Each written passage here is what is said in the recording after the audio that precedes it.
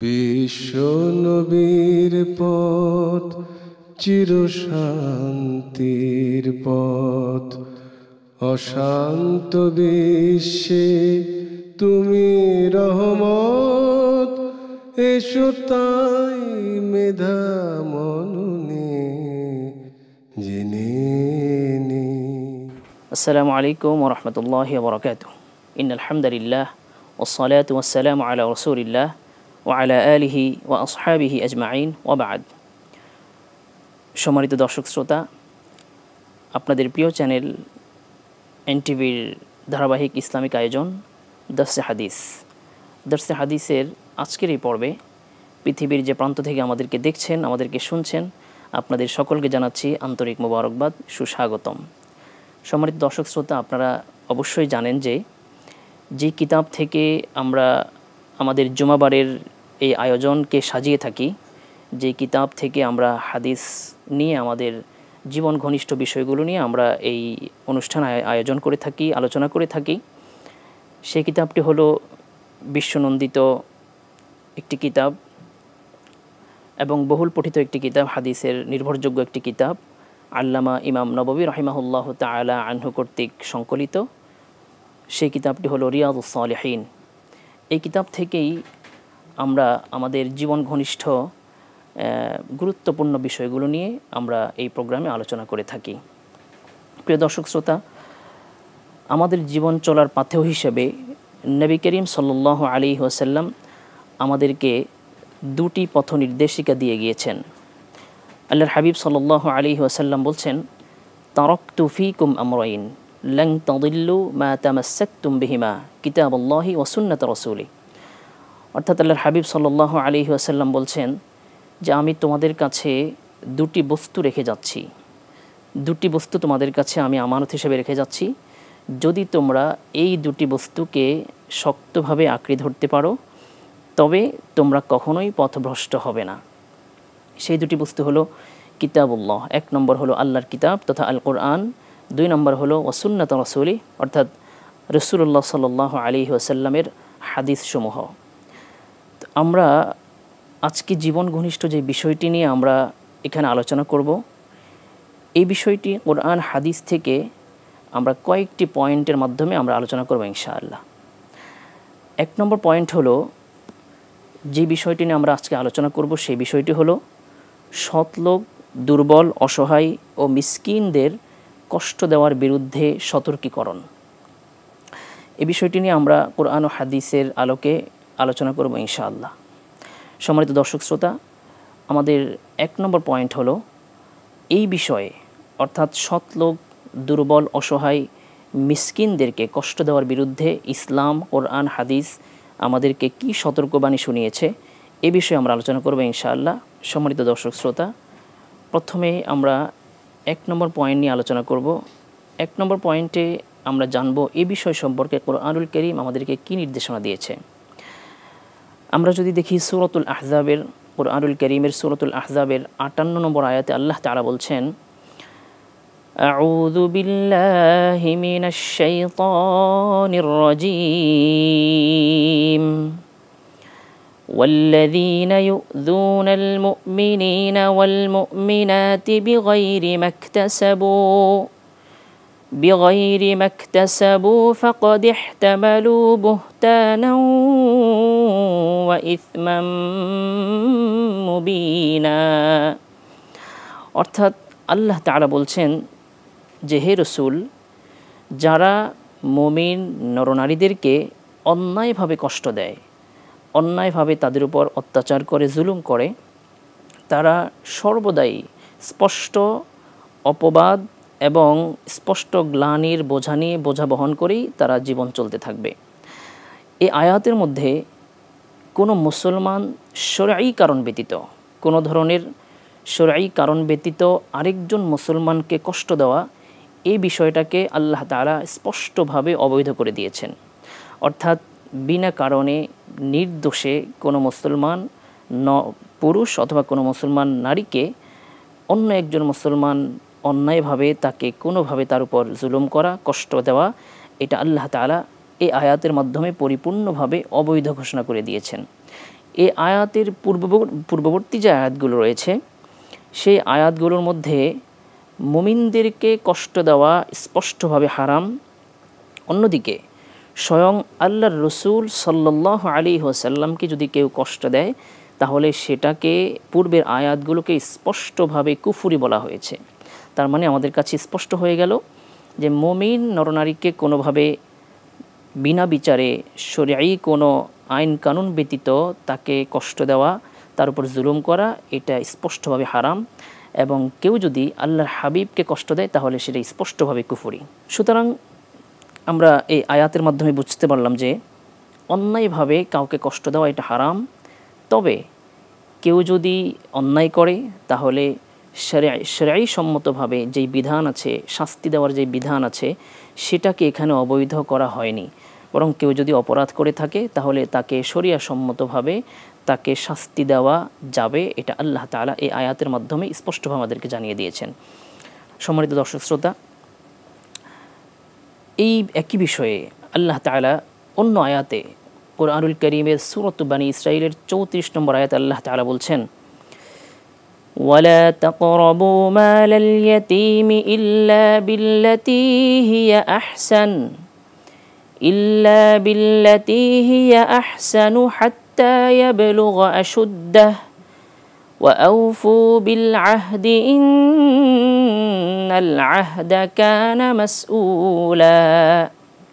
অর্থাৎ আল্লাহ তাআলা বলছেন যে হে ঈমানদারেরা, ওয়ালা তাকরাবু মালাল ইয়াতীম ইল্লা বিল্লাতী হিয়া আহসান, তোমরা ভালো পন্থা ব্যতীত, সুন্দর পদ্ধতি ব্যতীত ইয়াতীমদের ধন সম্পদের নিকটবর্তী হও না।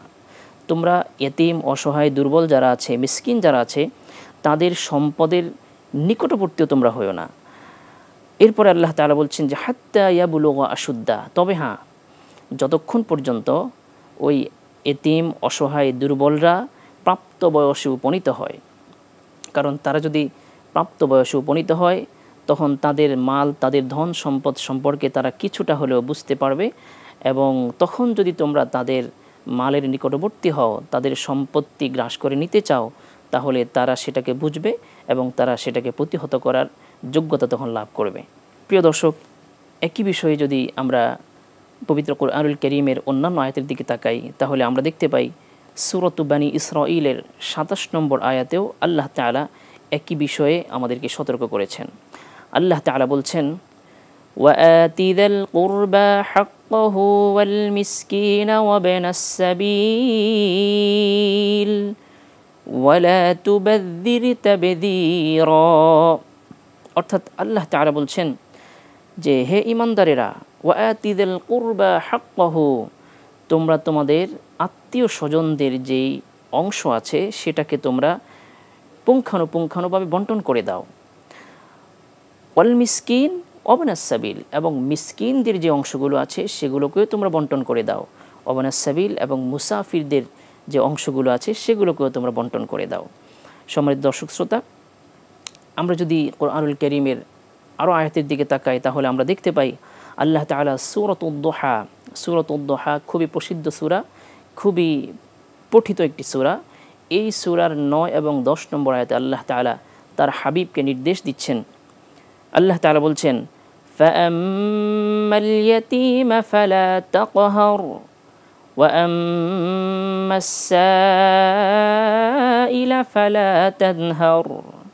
অর্থাৎ আল্লাহ তাআলা বলছেন, হে আমার হাবিব, ফাআম্মাল ইয়াতীমা ফালা তাকহার, আপনি কখনো ইতিমকে কঠোর আচরণ করবেন না, কখনো ইতিমের সাথে কঠোর ব্যবহার করবেন না, শক্ত ব্যবহার করবেন না।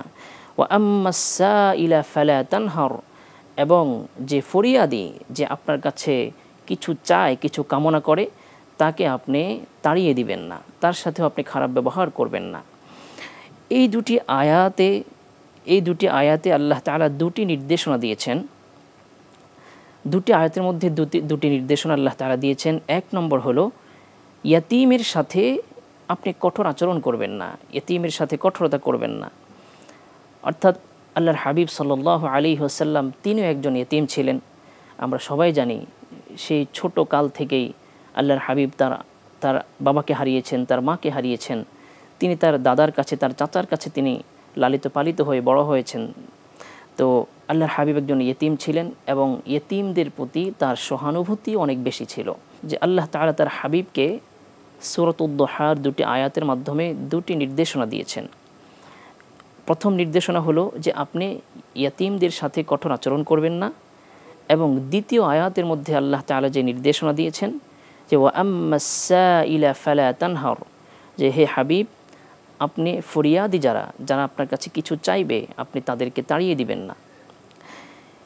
এজন্য আল্লাহর হাবিব সাল্লাল্লাহু আলাইহি ওয়াসাল্লাম হাদিস শরীফের মধ্যে বলেন আনা ওয়াকাফিরুল ইয়াতীমি ফিল জান্নাতি হাকাযা, অর্থাৎ নবীজি সাল্লাল্লাহু আলাইহি ওয়াসাল্লাম ইয়াতীমদেরকে এত ভালোবাসতেন, ইয়াতীমদের সাথে তার এত ঘনিষ্ঠতা ছিল যে আল্লাহর হাবিব সাল্লাল্লাহু আলাইহি ওয়াসাল্লাম বলেন যে আনা ওয়াকাফিরুল ইয়াতীমি ফিল জান্নাতি হাকাযা, অর্থাৎ নবীজি এই 2টি আঙ্গুল দেখিয়ে বললেন যে আমার হাতের এই 2টি আঙ্গুল যত কাছাকাছি, জান্নাতে আমি এবং ইয়াতীমরা এত কাছাকাছি থাকবো। সুবহানাল্লাহি ওয়া বিহামদি।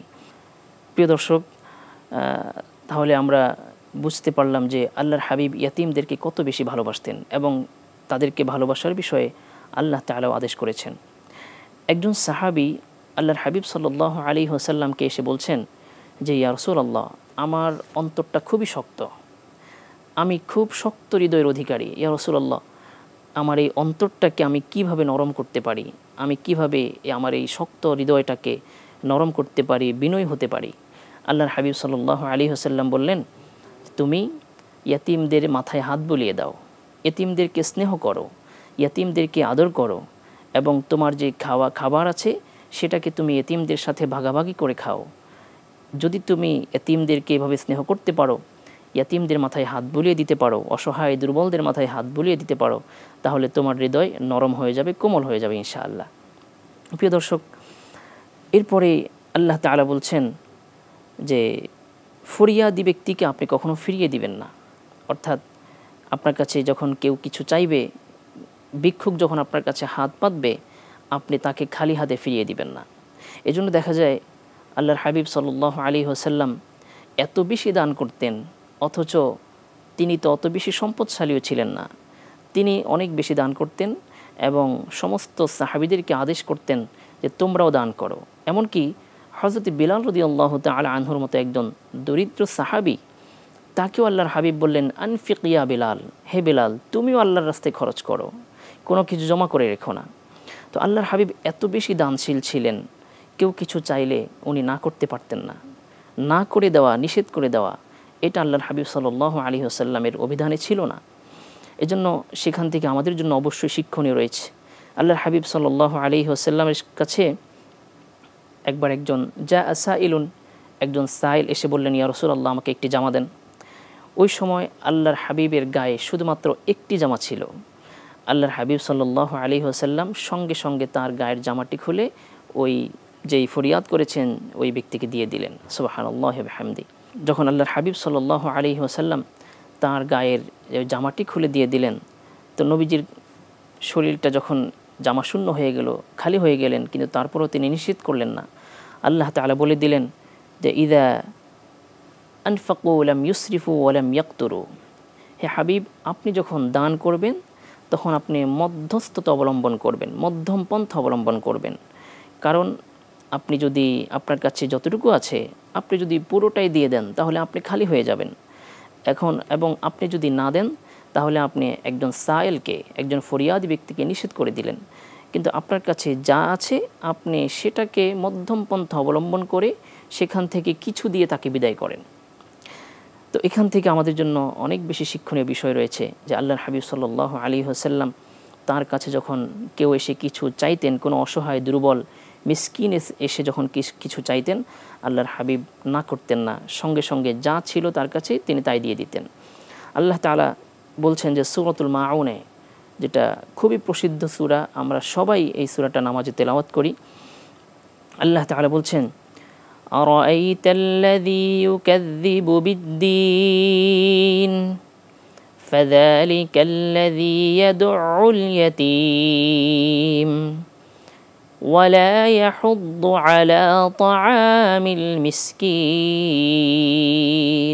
অর্থাৎ আল্লাহ তাআলা বলছেন যে হে প্রিয় হাবিব, আপনি কি দেখেছেন তাদেরকে যারা কিয়ামত দিবসকে অস্বীকার করে? ফাযালিকাল্লাযী ইয়াদউল ইয়াতীম, এবং তারা ইয়েতিমদেরকে ঘাড় ধাক্কা দিয়ে বের করে দেয়। ওয়ালা ইয়াহুদ্দু আলা তাআমিল মিসকিন, এবং তারা মিসকিনকে কিছু দান করার জন্য উদ্বুদ্ধ করে না। তারা কাউকে অসহায় দুর্বলদেরকে কিছু দান করার জন্য তারা উদ্বুদ্ধ করে না। তো এই আয়াতগুলোর মাধ্যমে আমরা বুঝতে পারলাম যে যারা দুর্বল আছে, অসহায় আছে, মিসকিন আছে আমাদের সমাজে, আল্লাহর হাবিবের এই আমলগুলো থেকে, আল্লাহ তাআলার এই আয়াতগুলোর মাধ্যমে আমরা বুঝতে পারলাম যে আমাদের ধন সম্পদের মধ্যেও এতিম, অসহায়, দুস্থদের অধিকার আছে, হক আছে। এজন্য যখন আমাদের কাছে কেউ হাত পাতবে, আমরা যেন তাদেরকে কিছু না কিছু দিয়ে তাকে যেন সম্মানের সাথে বিদায় করি, তার সাথে কোনোভাবেই যেন আমরা খারাপ আচরণ না করি। সম্মানিত দর্শক শ্রোতা, একই বিষয়ে আমরা দ্বিতীয় পয়েন্ট নিয়ে আলোচনা করব ইনশাআল্লাহ। দ্বিতীয় পয়েন্টে আমরা আলোচনা করব যে এ বিষয়ে আল্লাহর হাবিব সাল্লাল্লাহু আলাইহি ওয়াসাল্লাম হাদিস শরীফের মধ্যে কি বলেছেন। আমরা যদি দেখতে পাই যে রিয়াদুস সালিহিনে আল্লামা ইমাম নববী রাহিমাহুল্লাহ তাআলা একটি হাদিস নিয়ে এসেছেন। তিনি বলছেন যে আন জুনদুব ইবনে আবদুল্লাহ রাদিয়াল্লাহু তাআলা আনহু قال قال رسول الله صلى الله عليه وسلم من صلى صلاة الصبح فهو في ذمة الله فلا يطلبنكم الله من ذمته بشيء فإنه من يطلبه من ذمته بشيء يدركه ثم يكبه على وجهه في نار جهنم। এই হাদিসটি ইমাম মুসলিম রাহিমাহুল্লাহ তাআলা তার সহিহ গ্রন্থে উল্লেখ করেছেন। অর্থাৎ আল্লাহর হাবিব সাল্লাল্লাহু আলাইহি ওয়াসাল্লাম বলছেন যে হযরতে জুনদুব ইবনে আবদুল্লাহ রাদিয়াল্লাহু তাআলা আনহু থেকে বর্ণিত হাদিস, তিনি বলেন যে রাসূলুল্লাহ সাল্লাল্লাহু আলাইহি ওয়াসাল্লাম ইরশাদ করেছেন, যে ব্যক্তি ফজরের নামাজ আদায় করলো, মান সাল্লা সালাতাস সুবহি, যেই ব্যক্তি সকালের নামাজ তথা ফজরের নামাজ আদায় করলো, সে আল্লাহ তাআলার জিম্মায় চলে গেল, আল্লাহ তাআলার দায়িত্বে চলে গেল। অতঃপর আল্লাহ যেন তার দায়িত্বের ব্যাপারে তোমাদের কোনো কিছু দাবি না করেন। অর্থাৎ আল্লাহ তাআলা যেন তোমাদের কাছে তার জিম্মা থেকে তোমরা তার জিম্মায় চলে আসলে এই কাজটা যেন আল্লাহ তাআলা তোমাদের থেকে তলব না করেন। অর্থাৎ তোমরাই যেন আল্লাহ তাআলা তলব করার আগে তোমরাই যেন আল্লাহর জিম্মায় তোমাদের দায়িত্ব পালন করে আল্লাহর জিম্মায় চলে যাও।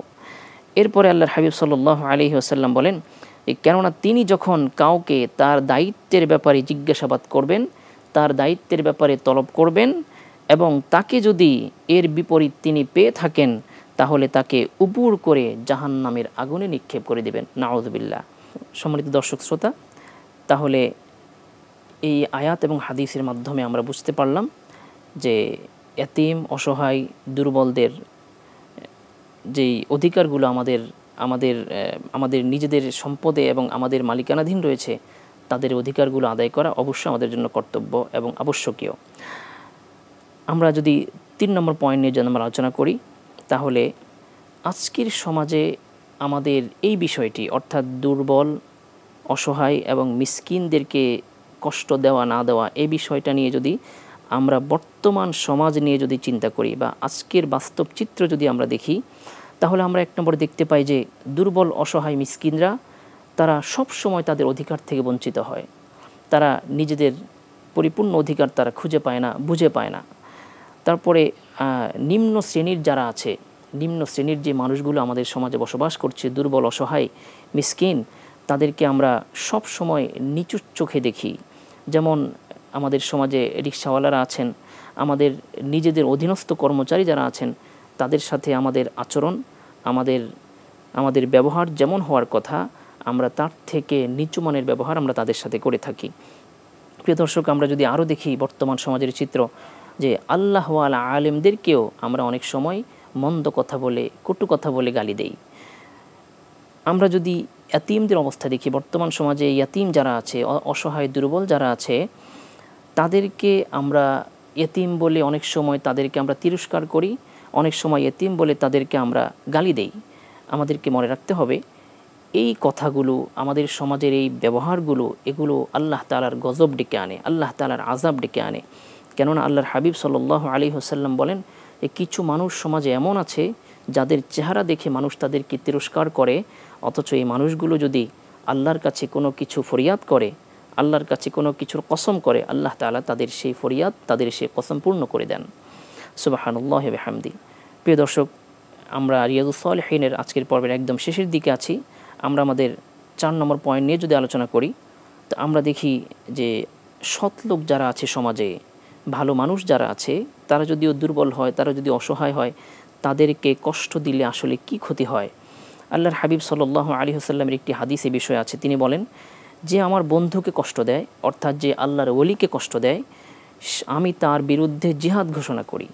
এত বড় কথা আল্লাহর হাবিব বলেছেন। এজন্য আমাদেরকে এই বিষয়টা খুব ভেবে দেখতে হবে যে আমরা যাকে কষ্ট দিচ্ছি তিনি যদিও অসহায়, তিনি যদিও দুর্বল, তিনি যদিও মিসকিন, কিন্তু তার সম্পর্ক যদি আল্লাহ তাআলার সাথে অনেক গভীর হয়ে থাকে, তাহলে তার বদদোয়াটা আমার কাছে আমার উপরে লেগে যাবে। এজন্য এতিম, অসহায়, দুস্থ এদের বদদোয়া থেকে আমাদেরকে সব সময় বেঁচে থাকতে হবে। আল্লাহর হাবিব বলেন যে ইত্তাকি দাওয়াতাল মাজলুম, তোমরা সব সময় মাজলুম যারা, তাদের বদদোয়া থেকে তোমরা বেঁচে থাকো। আল্লাহর হাবিব বলেন যে যারা আমার বন্ধু, অর্থাৎ ওলিদের সাথে যারা, ওলিদেরকে যারা কষ্ট দেয়, আমি তাদের বিরুদ্ধে যুদ্ধ ঘোষণা করছি। অর্থাৎ যারা এত বেশি পরিমাণে আল্লাহ তাআলার নৈকট্য অর্জন করেছেন, এত বেশি পরিমাণে তাকওয়া অর্জন করেছেন, তারা এত বেশি খুলুসিয়াত অর্জন করেছেন যে তারা আল্লাহর ওলি হয়ে গেছেন, আল্লাহর বন্ধু হয়ে গেছেন। আল্লাহ এবং তাদের মাঝে তেমন একটা পর্দা থাকে না, মুস্তাজাবুদ দাওয়া হয়ে গিয়েছেন। তারা যে কোনো দোয়া করেন আল্লাহ তাআলা কবুল করে নেন। প্রিয় ভাইরা, সুতরাং আজকের এই আলোচনার মাধ্যমে আমরা বুঝতে পারলাম যে আল্লাহ তাআলা আমাদেরকে এমন এক দিনের অনুসারী বানিয়েছেন, আমরা এমন এক দিন অনুসরণ করছি যে দিন আমাদেরকে শেখায় ইন্নামাল মুমিনুনা ইখওয়া, অর্থাৎ অসহায়, দুস্থ, দুর্বল, মিসকিন, ফকির, আমরা সকল মুমিন ভাই ভাই। ইন্নামাল মুমিনুনা ইখওয়া, আমরা সবাই মিলে এক ভাইয়ের মতো। অতএব যেই দিন আমাদেরকে আল্লাহ তাআলা দিয়েছেন, এই দিনে শুধু নামাজ নয়, শুধু ইবাদত নয়, শুধু হজ নয়, শুধু কোরবানি নয়, বরং এই দিনে রয়েছে মানবতা, এই দিনে রয়েছে সহানুভূতি। সুতরাং অহংকার ঝেড়ে ফেলে অসহায় মানুষ, অসহায় দুর্বল যারা আছেন, সৎলোক ও মিসকিন যারা আছেন, তাদের প্রতি আমরা আমাদের যথাযথ সম্মান প্রদর্শন করব এবং তাদের প্রতি আমরা আমাদের স্নেহসুলভ আচরণ করব। আল্লাহ তাআলা আমাদেরকে এই বিষয়ের উপর আমল করার তৌফিক দান করুন। আজকের এই রিয়াজুস সালিহিনের এই প্রোগ্রামে আমি ছিলাম আপনাদের সাথে সাইফুল ইসলাম রকিব। পরবর্তী প্রোগ্রাম বা পরবর্তী পর্বটি দেখার আমন্ত্রণ জানিয়ে আজকের মতো এখানেই বিদায় নিচ্ছি। সকলে ভালো থাকবেন, সুস্থ থাকবেন। ফি আমানিল্লাহ। আসসালামু আলাইকুম ওয়া রাহমাতুল্লাহি ওয়া বারাকাতুহু। চিরশান্তির পথ, অশান্ত বিশ্বে তুমি রহমত, এসো তাই মেধা মননে জেনে